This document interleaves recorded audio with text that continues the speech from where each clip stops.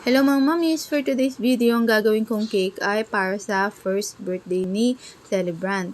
Bali, ang size netong cake na to ay 6x5, tapos vanilla ang kanyang bread. And yung kulay nga pala neto ay kulay pink. So makita nyo, naglalagay na ako ng first coating niya, and then yung second coating nga pala ay itong kulay pink. Ang ginamit kong color dyan ay CM na deep pink, tapos nilagyan ko siya ng unting red para ma-achieve nung ganyan sakura pink, 'di ba? So parang baby pink siya.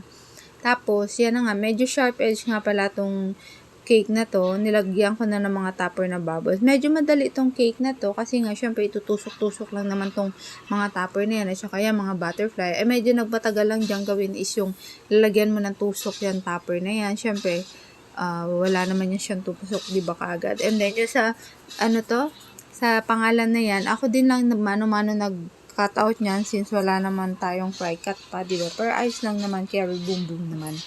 So, yun na nga, ganyan lang. Minsan, mas madali gawin yung ganitong mga cake na may topper lang na itinutusok-tusok lang.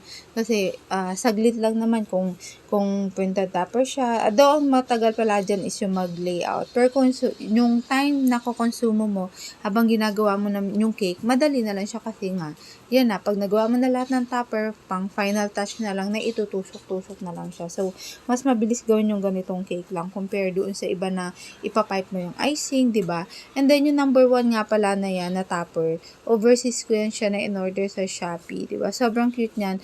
Pangalawang beses ko nang gumamit ng ganito. Kasi ito nga pala yung cake na to ay doon sa 2-tier na ginawa ko na butterfly theme. Doon ginaya din ni customer yung inspo. Yun lang, yung happy birthday na kulay pink, medyo naiba siya kasi hindi available yung ganong klaseng topper ko na pink. And yung sa Draggies, mano-mano ko siya, isa-isa ko nilagay, hindi ko siya basta hinahagis lang. So, yun lang mga mami. Salamat sa inyo. PLM! Ciao!